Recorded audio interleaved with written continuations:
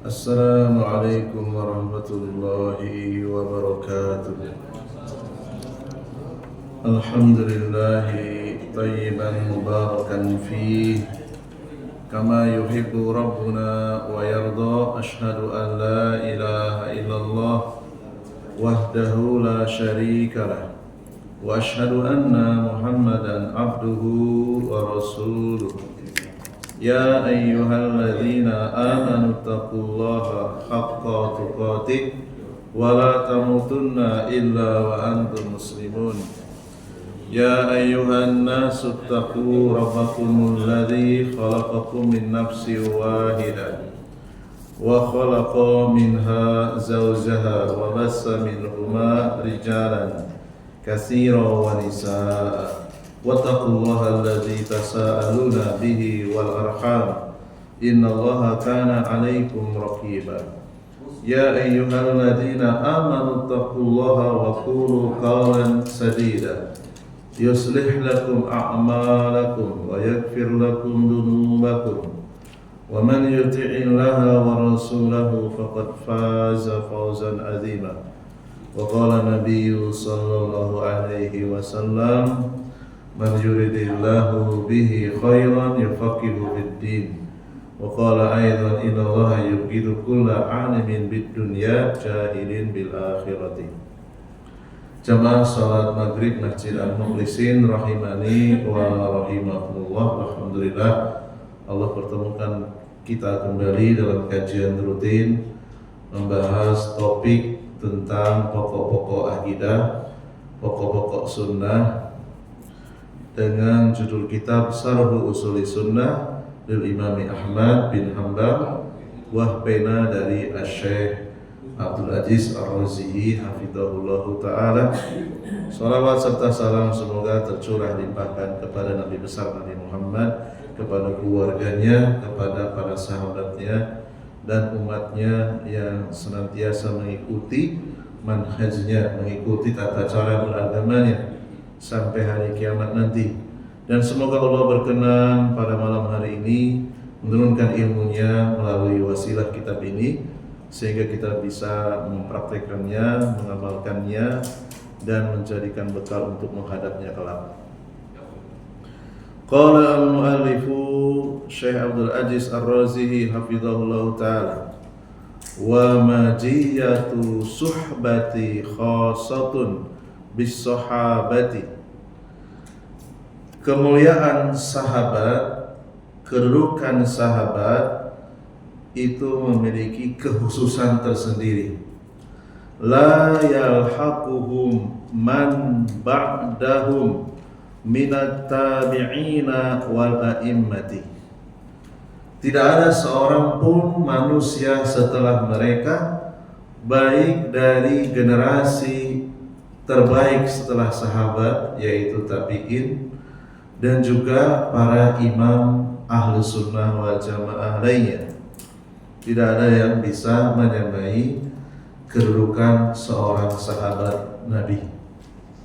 Fasuhbatun Nabi sallallahu alaihi wasallam wa sima'u kalamihi wal jihadu ma'ahu hadhihi majiyatun khasatun li sahabati la yalhaqhu man ba'dahu.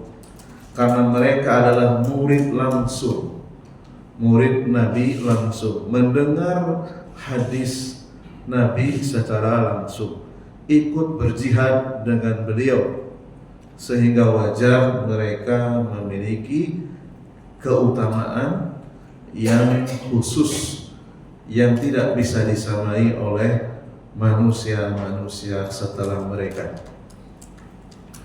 Wa qad yafuqu ba'du tabi'ina as-sahabata mathalan fil ibadati lakin la yasilu ila darajati suhbati. Terkadang ada seorang tabi'in yang secara kuantitas ibadahnya melampaui ibadah seorang sahabat Nabi. Umpamanya baca Qur'annya, menghatamkannya jauh lebih banyak dari seorang sahabat Nabi. Ada di antara tabi'in yang hafal Quran, Sementara sahabat ada yang tidak hafal Quran. Secara kuantitas, terkadang seorang tabi'in itu bisa melampaui ibadah seorang sahabat Nabi. Meskipun demikian, akan tetapi tidak akan pernah sampai setinggi-tingginya seorang tabi'in di dalam ibadah, tetap saja tidak akan sampai kepada derajat seorang sahabat Nabi. Ya. Walihada lamma arada ba'dun nasi an yuqarina baina Umar ibnil Abdul Aziz wa Muawiyata ibni Abi Sufyan radhiyallahu anhu.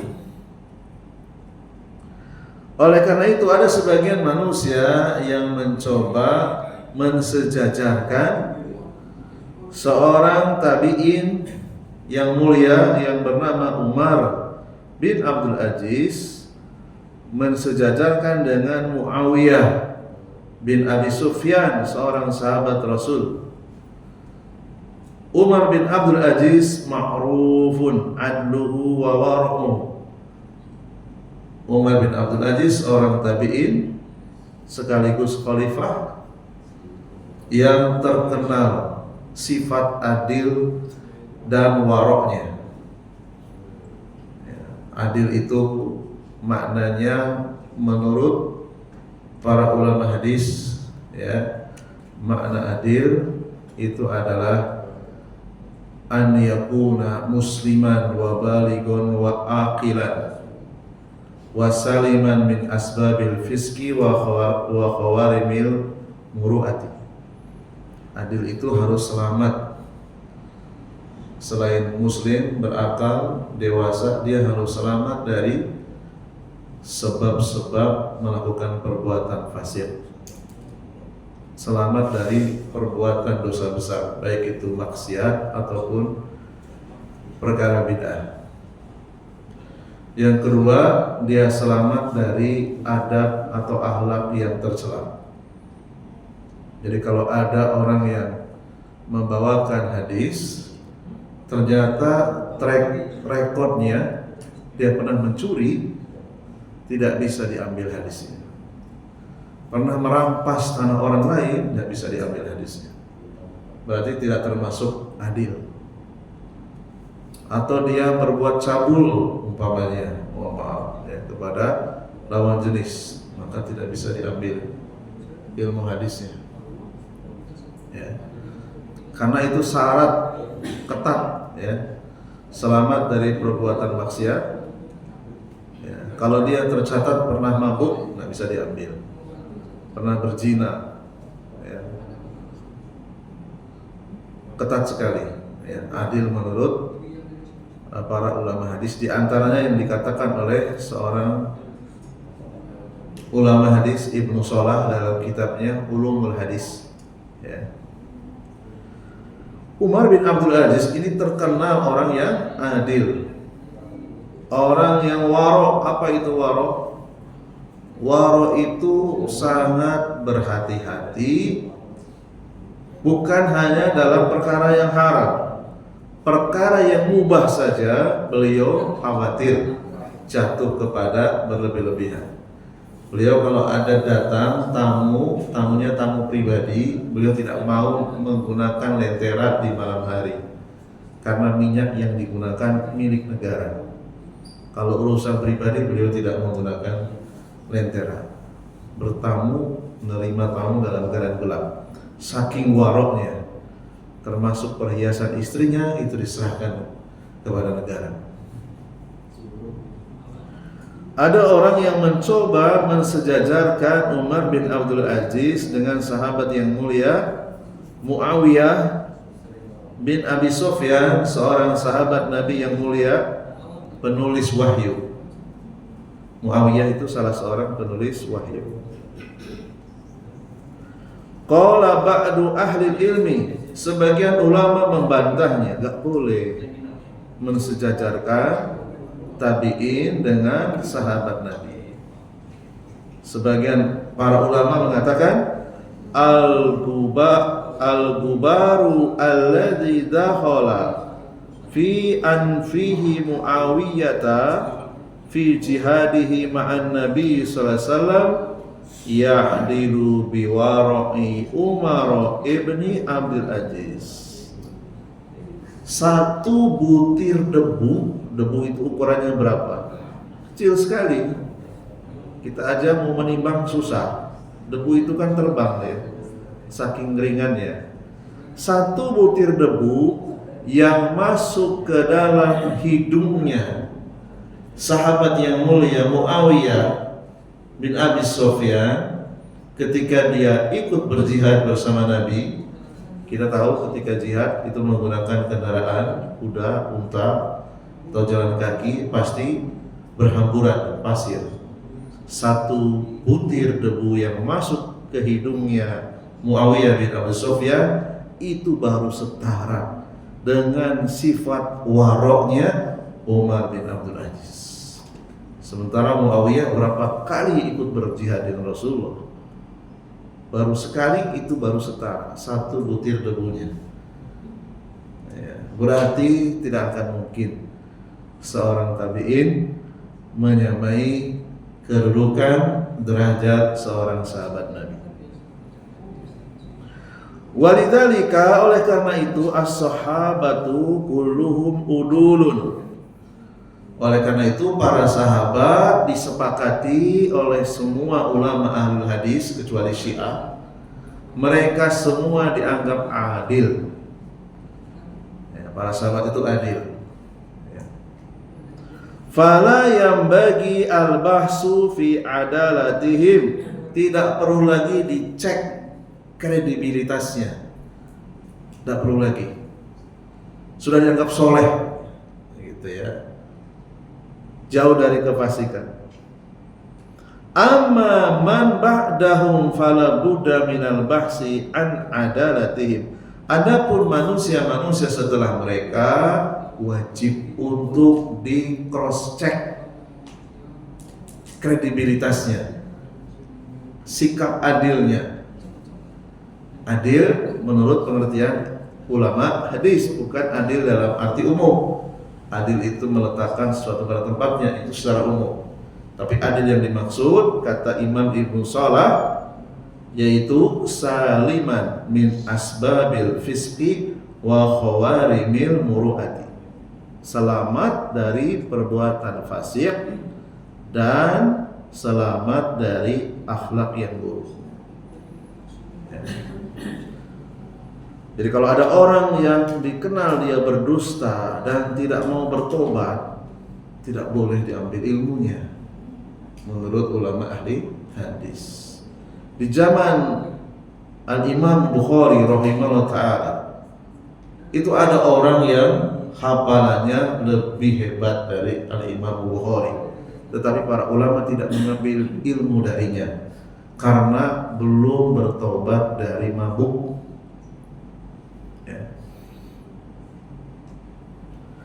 Hal hum udulun am laisu udulah. Manusia-manusia setelah para sahabat itu harus di cross check apakah adil atau tidak adil. Selain kuat hafalannya. Jadi kuat hafalan itu bukan salah satu alasan untuk diterima ilmunya. Harus dilihat dari sifat adilnya. Fakullu wahidin min ruwatil hadisi yabhasu anhu al-immatu. Para ulama akan meng-cross check setiap orang yang membawakan hadis, karena hadis itu hukumnya setara dengan Al-Quran. Ala inni utitul Qur'ana wa mislahuma.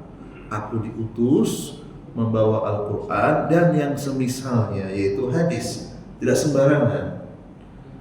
Inilah ilmu yang tidak ada pada agama yang lain.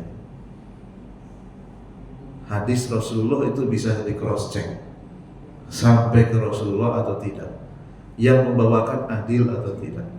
Beda dengan hadis dari para nabi yang sebelumnya, sangat sulit sekali. untuk di cross check, ya. Yang membawakan hadis sampai ke Nabi Isa itu sangat sulit sekali. Itu salah satu kelebihan yang tidak dimiliki oleh selain Rasulullah. Rasulullah bisa di cross check, yang membawakan hadis secara turun temurun. Sawa'un kana minat tabi'in aw man ba'dahu aw min ba'dihi. Sama saja baik dia seorang tabi'in, muridnya sahabat, atau manusia-manusia setelahnya. Wa amma sahabatu fakulluhum udul. Adapun para sahabat tidak perlu di cross check, semuanya adil.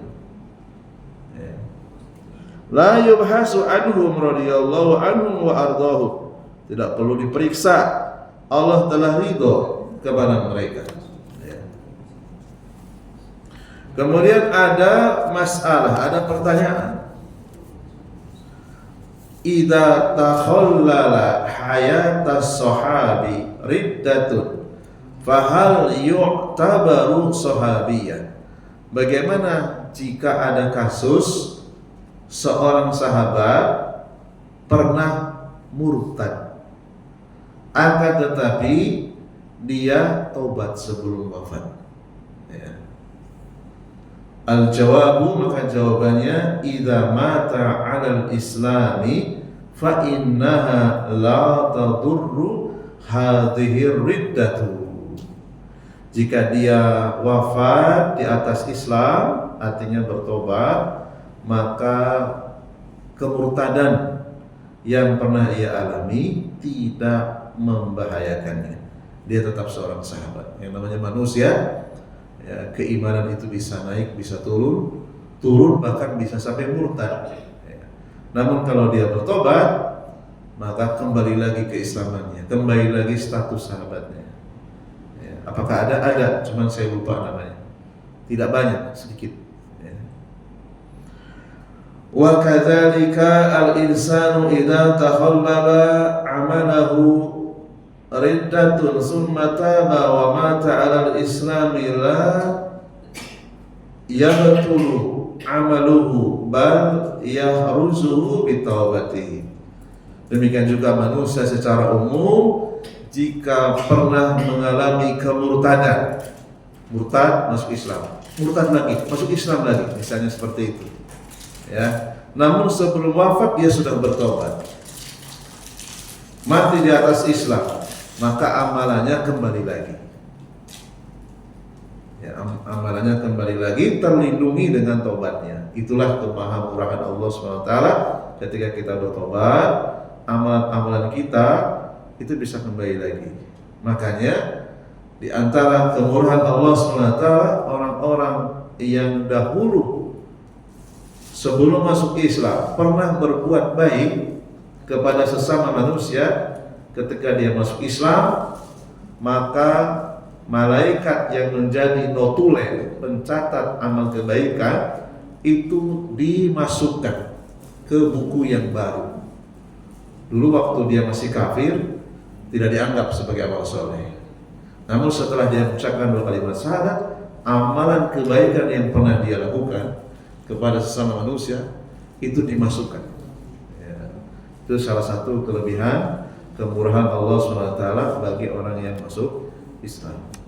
Sementara dosa-dosanya tidak dicatat, ya, dimaafkan. Amma idza mata 'alal kufri wal iyadu billah, adapun jika seseorang mati di atas kekufuran, murtad, kemudian dia tidak bertobat lagi, fa innahu tabtulu a'maluhu kulluha, seluruh amalannya batal, dianggap nol. Sehebat apapun amalannya, sehebat apapun ibadahnya. Lakin idza taballah alaihi wa mata 'alal Islam baqiyat a'maluhu. Jika dia bertobat kepada Allah, mati di atas Islam, amalannya utuh, kembali lagi. Qala Allah Ta'ala fi kitabil azim, Allah sebutkan dalam kitabnya yang agung, wa man yartadid minkum an dinihi fayamut wa huwa kafirun faulaika habitat a'maluhum fid dunya wal akhirah wa ulaika ashabun nar hum fiha khalidun. Barang siapa yang murtad dari agama Islam, mati dalam keadaan kafir, maka seluruh amalannya terhapus di dunia dan di akhirat, dan ia termasuk penghuni neraka kekal di dalamnya. Al-Baqarah 217. Fastaratu li hubutil amali al-mautu al kufri. Jadi mati dalam keadaan kafir, dalam keadaan murtad, ini menjadi sebab hilangnya seluruh amalan.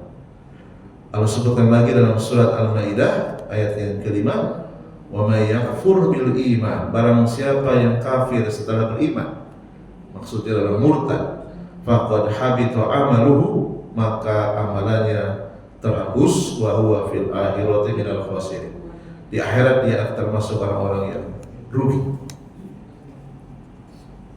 Kemudian perkataan Al-Imam Ahmad dalam matanya, qauluhu usul sunnati. Usul sudah pernah kita bahas di pekan yang lalu. Sekarang makna dari as-sunnah. Hiya ma sabata 'anin nabi sallallahu alaihi wasallam qawlan aw fi'lan aw taqriran. Hadhihi hiya as-sunnatu. Jadi sunnah itu apa saja yang telah dinyatakan sahih. Sahih itu maknanya valid, ya, dari Nabi SAW berupa perkataan, perbuatan atau persetujuan. Ini yang namanya sunnah. Faqad takunu sunnatu wajibatan wa qad takunu sunnatu mustahabatan. Jadi sunnah itu statusnya bisa wajib, bisa mustahab, ya, atau anjuran. Fa usulu sunnati Rasuli alaihi salatu wassalam allati hiya qawluhu wa fi'luhu wa taqriruhu atamassuku bima kana alaihi ashabu Rasulillah wal iqtida'u bihim wa tarkul bid'ah. Pokok-pokok sunnah Rasul yaitu perkataan, perbuatan dan persetujuannya, kata Al-Imam Ahmad, bertamasuk kepada para sahabat Rasul dan beriqtida kepada mereka serta meninggalkan semua kebid'ahan. Ini adalah termasuk di antara pokok tauhid, pokok agama. Ya, bertamasuk kepada para sahabat Rasul, meneladani, iqtida dengan mereka dan meninggalkan seluruh kebid'ahan. Ini termasuk pokok sunnah, pokok agama Islam. Tamasuk dimaksud adalah lujumu syai'i wa tasabbusu bih wa akhduhu biquwatin wa adamu tarkihi awit tahawuli bih, ya. Tamasuk itu maknanya berpegang kuat-kuat, tidak melepaskannya, tidak meremehkannya. Itu makna tamasuk. Berpegang kuat, ya. Berusaha memohon kepada Allah, ya muqallibal qulub, sabbit qalbi ala ta'atik, sabbit qalbi ala dinik. Insya Allah doa itu bisa membentengi kita dari ketergelinciran. At-tamassuku bima kana alaihi ashabu Rasulillah wal iqtida'u bihim. Iqtida'u bihim maksudnya adalah bi an tahdua, ya, hadwahum wa taf'ala misla fi'lihim wa taqula misla qaulihim wa ta'mala misla amalihim. Mengambil keteladanan para sahabat Nabi, mengamalkan seperti amalan mereka, berkata seperti mereka berkata. Ya, jadi kalau kita ingin membicarakan sesuatu dalam perkara agama, lihat ada nggak perkataan yang serupa yang pernah dikatakan oleh para sahabat? Kalau tidak ada, maka berhati-hati. Jangan-jangan ini termasuk perkara yang bid'ah. Ya. Insya Allah para ulama lengkap ya merekam perkataan atau akwal para sahabat ya, di kitab-kitab mereka. Kemudian perkataan Imam Ahmad berikutnya, di antara pokok agama, pokok tauhid, tarkul bid'ah, al bid'u jam'u bid'atin. Al bid'u itu bentuk jamak dari tunggalnya bid'ah. Wahia al hadatsu fid din kama qala Nabi sallallahu alaihi wasallam fil hadis sahih. Sebagaimana disebutkan dalam hadis Nabi yang mulia, man ahdasa fi amrina, barang siapa yang buat perkara baru dalam urusan kami, dalam agama kami, hada ma laysa minhu fawaradun, yang tidak ada sunnahnya dari kami, maka tertolak. Tidak ada yang melandasi ucapan Nabi, tidak ada yang melandasi dengan perbuatan Nabi, dan tidak ada persetujuan Nabi. Ya. Kemudian wa makna anna min usuliddin indana aidan tarku kulli hadasin fid din wa li hadza qala wa kullu bid'atin fahiya dhalalah. Ya, sehingga meninggalkan seluruh kebid'ahan termasuk bagian dari pokok tauhid, pokok agama Islam. Seluruh kebid'ahan itu hukumnya atau sifatnya sesat, dhalalah. Wa hadza juz'un min hadisil Al-Irbad bin Sariyah radhiyallahu anhu. Bagian dari keterangan hadis yang datang dari jalur sahabat yang mulia Al-Irbad bin Sariyah. Beliau mengatakan, "Shalla bina Rasulullah sallallahu alaihi wasallam." Rasulullah pernah mengimami salat kami. As-subha, yaitu salat subuh, data yaumin, pada suatu hari.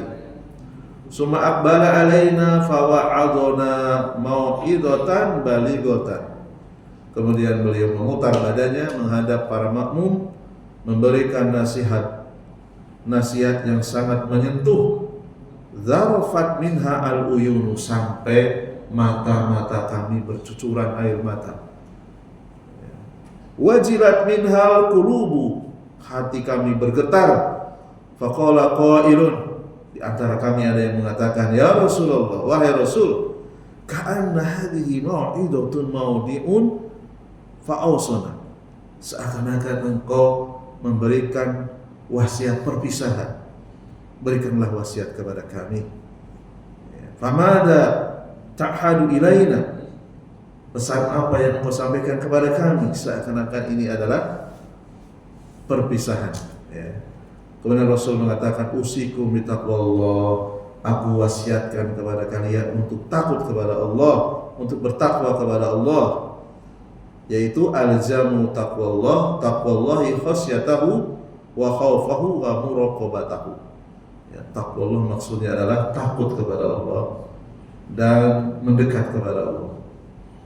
Wa aslu taqwa tauhidullah wa ikhlasuddin. Pokok ketakwaan adalah mentauhidkan Allah, mengikhlaskan seluruh ibadah, ikhlasuddin lillah, mengikhlaskan seluruh ibadah hanya untuk Allah saja. Usikum bitaqwallah wa sam'i wa ta'ah.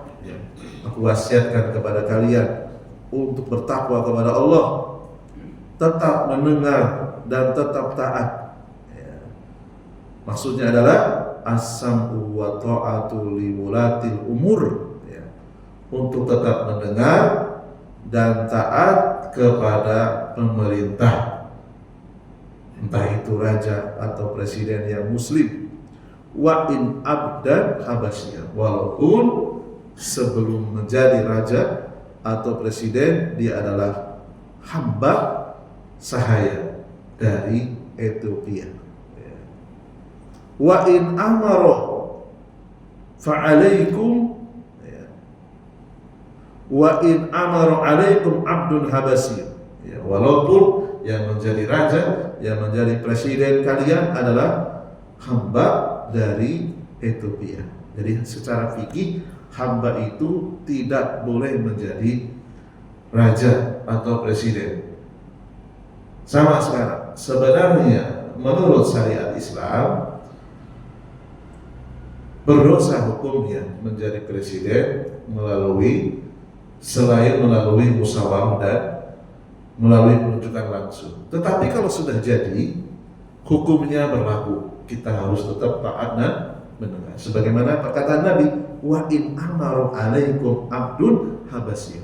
Meskipun yang menjadi presiden kalian, meskipun yang menjadi raja kalian hamba dari Ethiopia, secara fikih hamba itu nggak boleh. Tapi kalau dia sudah jadi bisa mengalahkan para pesaingnya, ini sudah. Ya, kita wajib as-sam'u wa ta'ah. Tentu saja dalam perkara yang tidak bertentangan dengan agama. Ya, ada syaratnya. Fa innahu, kata Rasul, sesungguhnya man ya'is minkum, siapa saja yang hidup di antara kalian ba'di, setelah wafatku, fasayara ikhtilafan katsira, dia akan melihat perselisihan yang banyak. Umat Islam ini paling banyak perpecahannya, 73. Nasrani 72, Yahudi 71. Fa'alaikum bisunnati, wajib atas kalian untuk berpegang kuat, bertamasuk dengan sunnahku, wa sunnati khulafa'il al-mahdiyyin ar-rasyidin, dan sunnah khalifah yang mendapatkan petunjuk. Ini simbol 4 khalifah, maksudnya adalah ijma atau kesepakatan para sahabat. Tamassaku biha, berpegang teguhlah, bertamasuklah dengannya. Wa'adu 'alaiha bin nawajid, gigitlah dengan gigi geraham yang paling kuat. Wa iyyakum wa muhdatsatul umur, berhati-hatilah kalian dari perkara-perkara yang baru di dalam agama. Fa inna kulla muhdatsatin bid'atun, seluruh perkara yang baru di dalam agama adalah bid'ah, wa kullu bid'atin dhalalah, dan setiap bid'ah itu adalah sesat. Wa hadha hadisun sahihun, ini adalah hadis yang sahih yang banyak diriwayatkan oleh para ulama ahli hadis, Abu Dawud, Tirmidzi, Ibnu Majah, Ibnu Hibban, Al-Hakim, dan yang lainnya. Wa asara biqaulihi, mengisyaratkan bahwa wa tarkul husumati fid din ila asli min usuli sunnah, meninggalkan perdebatan dalam perkara agama termasuk dari pokok tauhid, termasuk dari pokok sunnah, meninggalkan perdebatan. Jadi hukum asal berdebat di dalam Islam itu hukumnya terlarang. Karena kita sudah punya panduan, ngapain berdebat? Sudah punya panduan yang jelas, Al-Quran dan Sunnah. Sudah diterangkan oleh para sahabat, sudah disampaikan oleh para imam. Wahya al-jidalu wan naja'u wal ma'na la tujadilu wa la tukhasimu fid din wa la tumarru fad-dinu laisa fi khusumat. Tidak diperbolehkan berdebat dalam perkara agama. Beda dengan bertanya dan mencari kebenaran, itu beda. Wa asluddin huwa ma yadinul insanu bihi rabbahu minal ibadati wal ibadatu allati yadinu bihal insanu rabbahu tauqifiyah. Pokok agama Islam, seseorang mentaati Rabbnya dengan mengamalkan ibadah, dan ibadah yang dia kerjakan itu harus tauqifiyah, harus menunggu dalil. Ada dalil kerjakan, enggak ada dalil tinggalkan. Itu yang selamat. Makhudatun minal kitabi was sunnah, ada dalilnya dari Alkitab dan Sunnah, kerjakan. Tidak ada, tinggalkan. Fala majala lil jidali fiha, tidak perlu untuk berdebat. Fama sabatan fil kitabi was sunnah fahuwa minad din wa minal ibadah. Ketika telah sahih, ada dalilnya dari Alkitab dan Sunnah, maka itu bagian yang bisa dikerjakan sebagai ibadah. wal khusumatu wal jidal wal mira'u fid din muhdasun. Berdebat dalam masalah agama, debat usir, nah ini termasuk muhdats, termasuk perkara yang dianggap baru dalam agama. Wa huwa yaqdahu sakka fil qalbi, ini bisa membuat keraguan-raguan hati. Fal wajibu tarkul husumat wal jidal, maka wajib untuk meninggalkan perdebatan ya dalam masalah agama.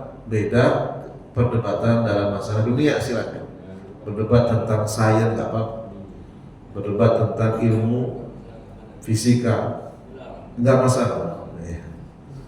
Karena ilmu dunia itu nisbi, terkadang mengalami koreksi-koreksi. Adapun ayat, adapun hadis yang sahih tidak perlu dikoreksi.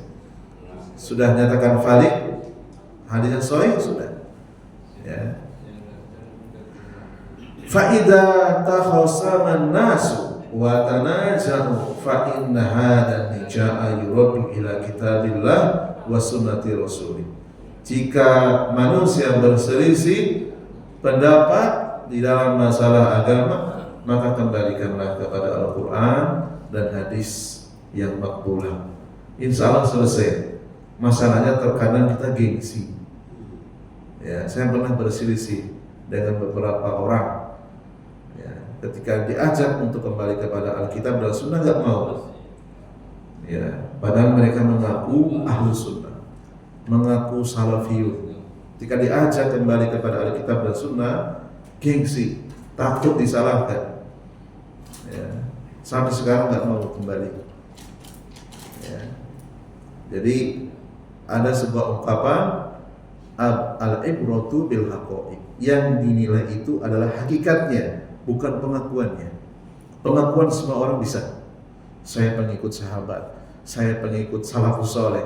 Tapi kalau faktanya di lapangan bertentangan dengan Alkitab dan Sunnah, maka pengakuan tidak berlaku. Al-ibratu bil haqa'iq, yang dinilai itu adalah hakikatnya, bukan pengakuannya. Sebagaimana Allah SWT mengatakan dalam An-Nisa ayat 59, fa in tanaja'tum fi syai'in farudduhu ila Allah wa Rasul in kuntum tu'minuna billahi wal yawmil akhir.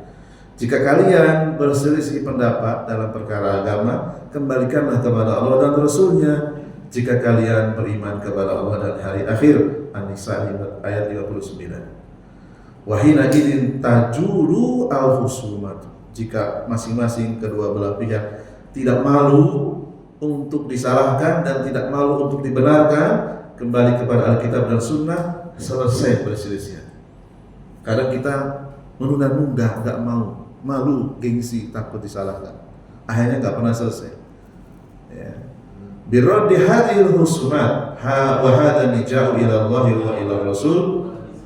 Mengembalikan kepada Allah maksudnya adalah mengembalikan kepada Al-Quran, mengembalikan kepada Rasulullah maksudnya adalah mengembalikan kepada hadis-hadisnya yang sahih.